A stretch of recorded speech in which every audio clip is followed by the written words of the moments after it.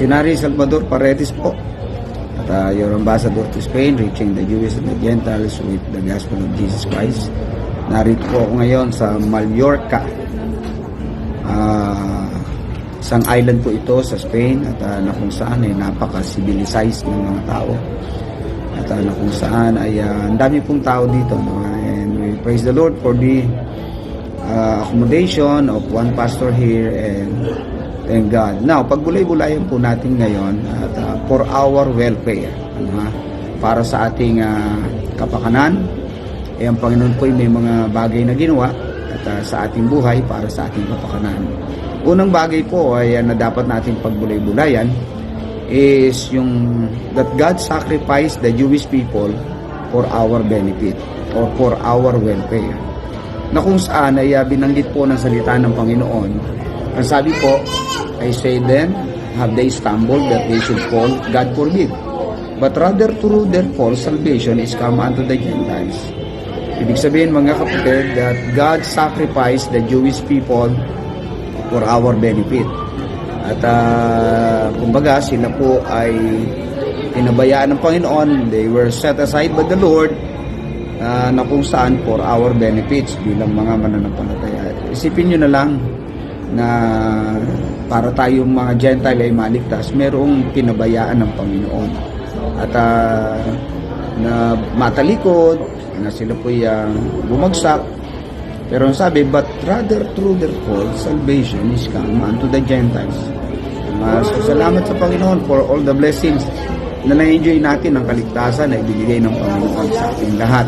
We enjoy the scriptures, we enjoy the church, and we enjoy serving the Lord. Purihin po ang Panginoon sa bagay na yan. And number 2, not only that God sacrificed the Jewish people, they were set aside by the Lord for our benefits. Pangalawa, that God cast away them for our reconciliation. Na sila po mga kapatid ay isinaisang tabi ng Panginoon just for us to be reconciled to God.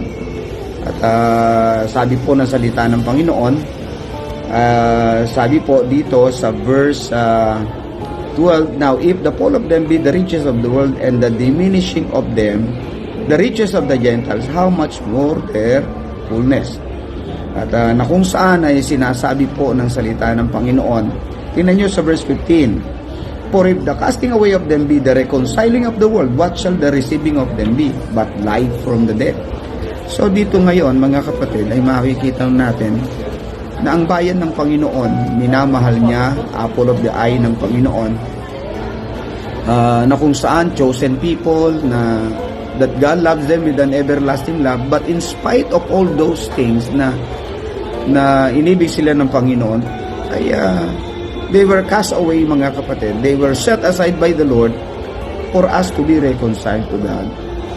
Kaya isipin na lang ninyo na napaka-precious ng kaligtasan na ibigay ng Panginoon sa ating lahat. Ako'y naligtas, pero at biyaya ng Panginoon, alam nyo, hindi tayo basta naligtas lang, merong kapalit doon sa ating kaligtasan. Kaya mga kapatid, kung meron talaga tayong dapat i-treasure, una tigit sa lahat, yung kaligtasan ibigay ng Panginoon sa iyo. Na whatever happens sa buhay mo kapatid, nasaan man po kayo, ano man ang ginagawa po ninyo, ay nandoon mga kapatid, yung na-reconcile tayo, hindi na tayo patutungo sa impyerno, bagkus tayo po'y patutungo sa langit. At dahil doon mga kapatid ay na ipagkasundo tayo sa Diyos. We were reconciled to God through the Lord Jesus Christ. Not only that mga kapatid, that God sacrificed them, the Jewish people, for our benefit, that God cast away them for our reconciliation. Number 3, that God broke them off that we might be grafted in.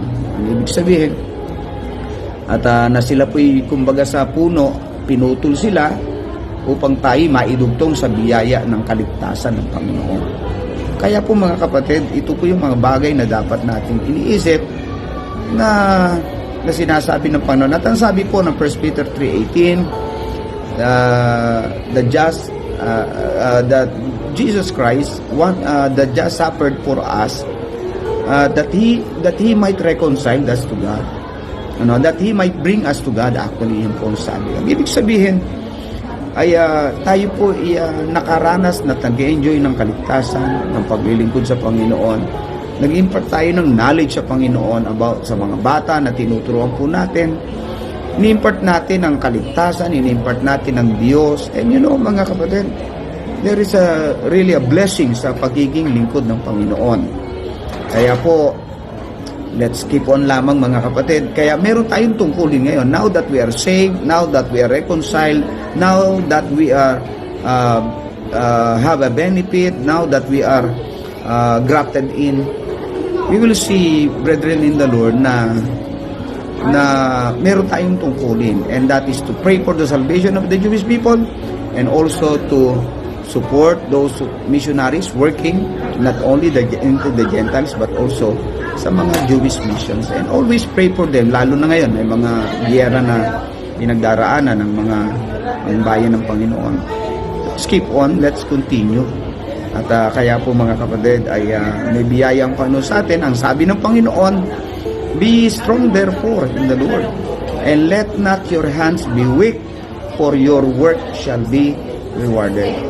Anything that we do for the glory of God, anything that we do in sharing the gospel of Jesus Christ, ay meron pong biyaya ang Diyos sa ating lahat. Kaya mga kapatid, let's keep on lang. Ang Panginoon ang magpala sa ating lahat.